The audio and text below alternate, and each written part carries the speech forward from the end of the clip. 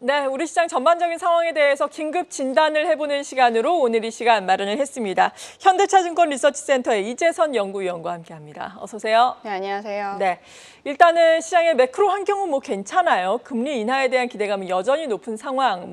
파월 연준 의장도 이번 주에 비둘기파적인 발언을 했고 CPI를 통해서도 9월 기준금리 인하에 대한 가능성이 지금 훨씬 더 높아졌습니다. 90% 넘게 CME 페드워치에 따르면 나오고 있는 상황인데 이 부분에 대해서 먼저 점검부터 해볼까요? 네, 6월 CPI가 시장 예상치를 하회를 했고요. 9월 금리 인하 전망에 지금 시장 자체가 더욱더 무게를 싣고 있는 상황입니다.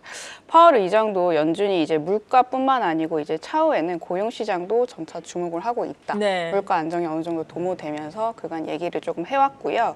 연준이 이제 초점을 맞추는 거는 저는 향후 이제 물가보다는 오히려 고용이라든지 소비 시장에 대한 냉각 속도에 대해서 보다 조금 주목을 할 거다라고 생각을 하고 있습니다. 그럼 이게 시장의 긍정적인 재료로 나올 것이냐라고 봤을 때 단기적으로는 또 조정의 빌미가 될 수도 있겠다라고 생각을 하고 있고요. 네. 금리 인하 관련해서 언제에 대한 부분보다는 오히려 경제 둔화 관련해서 이제 만약에 대한 그 가중치가 조금 많이 약간 시장이 초점을 두는 항목이라고 저는 생각을 해서 이게 결국에는 이제 물가 속도 대비해서 경제 둔화 시그널이 더 빠르게 떨어진다라고 가정을 했을 때는 오히려 또 경착륙의 가능성을 높여주는 네. 요인이라서 증시가 사실 크게 상방을 열어둘 가능성이 별로 높지만은 않아 보인다라고 생각을 하고 있고요. 이 미국의 소비 쪽을 상쇄할 수 있는 소비 모멘텀을 둔화를 상쇄를 해줄 수 있는 중국 쪽에 있어서 물가 지표도 지금 아직까지는 좀 밋밋한 상황이거든요. 긍정적인 효과로는 사실 글로벌 인플레이션 둔화에 중국 물가가 긍정적인 또 도움을 주고는 있지만 반대로 아직까지는 이제 수요단에서의 추가적인 힘이 조금 부족하다는 것을 또 시사를 하기 때문에 약간 7월 중에는 몇 가지 지표를 좀 더 확인해 봐야 된다라고 생각을 하고 있고 두 번째 이제 저희가 증시의 변곡점을 네. 만들어줄 거는 이제 다음 주 16일 날 발표될 6월달 소매 판매고요. 저희가 5월달에 소매 판매가 그 소비의 일시적인 둔화가 관찰이 됐고 그때부터 이제 빅테크 기업들의 이익 추정치가 조금 둔화되는 흐름을 보여줬기 때문에 이 추세가 지속될지 여부에 대해서 시장이 조금 관심을 둘 거다라고 생각을 하고 있습니다. 네, 일단 기준금리 인하에 대한 기대감은 커져서 긍정적이지만 또 경제 지표가 좋지 않게 나오다 보니까 경기 둔화에 대한 우려감이 시장에서 커지고 있고 이 부분이 상당히 중요해서 앞으로 경제 지표를 통해서 확인을 해봐야 한다라고 말씀해 주셨습니다. 지난해 한창 소프트 랜딩, 하드 랜딩, 연착륙, 경착륙 이야기 나오다가 노랜딩 이야기까지 나왔는데 다시 한번 경착륙에 대한 이야기가 시장에서 더 크게 부각될지는 살펴보도록 하겠습니다. 그리고 어제 우리나라에 금통위가 있었는데 한은의 향후의 금리 인하에 대한 방향성은 어떨까요? 언제쯤 기준금리를 인하할 수 있을까요? 네, 한은도 이제 강력한 매파의 스탠스보다는 이제는 금리 인하에 대해서 시점을 좀 검토하겠다고 이 스탠스를 점차 전환하는 흐름을 네. 보여주고 있고요. 이제 금리를 동결을 하긴 했지만 기준금리 인하 시기를 이제 검토해 나가겠다고 밝혔고 이 사실 올해 들어서 처음 나온 금리 인하 검토에 대한 부분이었기 때문에 시장의 반응이 조금 주목이 됐었던 부분이었지 않나 싶습니다. 우리나라 물가 상승률을 보자면요. 지난달에 2.4%를 기록을 하면서 저희 한은이 당초 예상했던 경로에 지금 부합을 하고 있는 상황이고요. 또 이제 연준의 정책금리 인하 기대가 이제 9월 달로 이제 보다 높아지게 되면서 한은도 이제 금리 인하를 할 수 있는 여력이 조금 더 높아지는 것은 사실입니다. 네. 다만 이제 저희가 미국보다 앞서서 금리 인하를 하기보다는요. 미국의 이제 금리 인하의 그 첫 개시를 확인한 뒤에 금리 인하를 할 가능성이 높아서 이 8월 달 피벗보다는 오히려 10월 달 금리 인하가 조금 더 높아 보이지 않나라고 생각을 하고 있고 연내에 한 차례 이제 크게 두 차례 정도 금리 인하 가능성을 보다 높게 보고 있습니다. 네. 그리고 오늘 물론 외국인은 3,300억 원 넘게 거래소에서 순매도, 아마도 삼성전자, SK하이닉스, 전기전자 업종을 집중적으로 순매도를 하고 있지만 최근의 추세를 보자면은 현 선물 시장에서 대체적으로 외국인의 순매수가 이어져 왔었잖아요. 앞으로의 매매 동향에 있어서의 방향성은 어떻게 될까요? 3분기 말로 접어들수록 리스크 관리에 조금 더 신경을 써야 된다라고 저는 생각을 하고 네. 있고요. 물론 펀디멘탈 자체가 아직까지는 연착륙 가능성을 높여주는 부분이 좀 많은 거는 사실이지만 저희가 대선 이슈가 이제 미국 쪽에서는 또 부각이 될 가능성이 높다라고 보시면 될 것 같고 이 트럼프의 공약이 감세라든지 이제 보편적 관세에 대한 상향에 보다 중점을 두기 때문에요. 모두 채권금리라든지 이제 증시의 변동성을 높여주는 요인이다라고 보시면 될 것 같습니다. 같습니다. 다들 아시다시피 지금 지지율은 전반적으로 트럼프가 앞서고 있는 상황이고 네. 이 격차율이 그렇게 높지는 않지만 이제 바이든 입장에서는 조금 다소 좀 불편한 상황이라고 보시면 될 것 같고요. 시장은 사실 근데 하단이 그렇게 크게 빠지지는 않을 거는 같아요. 이미 바이든이라든지 트럼프 두 이제 그 후보에 대해서 저희가 학습 효과를 수차례 겪었기 때문에 여기에 대해서 이제 정책에 대한 새로운 변수가 없다라고 했을 때는 하단은 그렇게까지는 약세장 진입 가능성 높아 보이지 않는다라고 생각을 하고 있습니다. 다만 이제 새로운 변수에 또 시장이 또 민감하잖아요. 네. 만약에 바이든 대통령이 물러나고 이 누가 됐던 간에 민주당의 새로운 후보가 부상을 하게 된다면 거기에 대해서도 시장의 민감도가 좀 높아지지 않을까라고 생각을 하고 있고요. 일단 뭐 지금 유력한 후보는 해리스 부통령 대표기는 한데 바이든의 뭐 기존에 있는 그 정책 기조와 사실 그렇게 크게 변화는 약간 변화를 줄 가능성 좀 적기는 하지만요.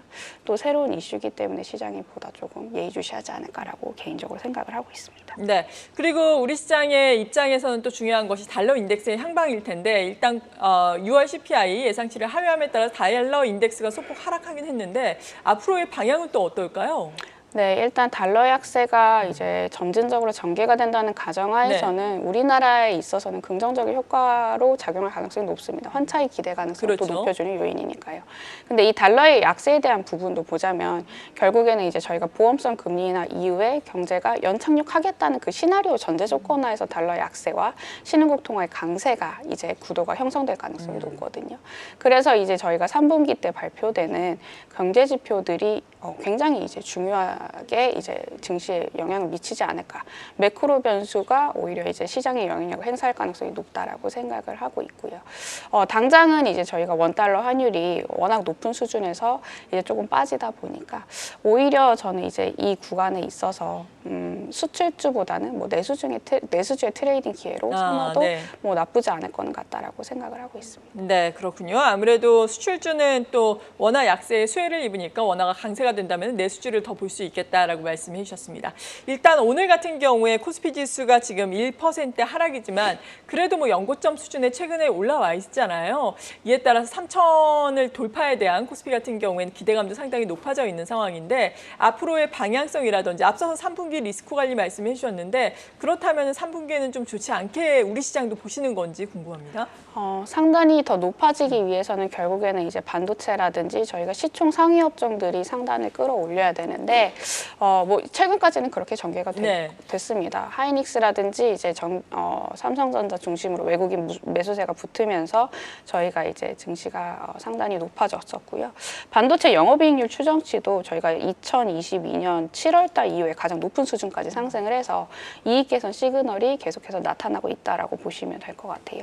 근데 저는 이제 마찬가지로 돌다리도 좀 두들겨보고 건너는 구간이 필요하지 않나라고 생각을 하고 있고 대형 반도체 기업 역시 미국의 수요에 아직까지는 영향권 아래에 있기 때문에 미국 수요 둔화의 속도 여부에 따라서 반도체 이익 추정치 변화 가능성도 높아지는 구간이 3분기지 않을까라고 생각을 하고 있고요.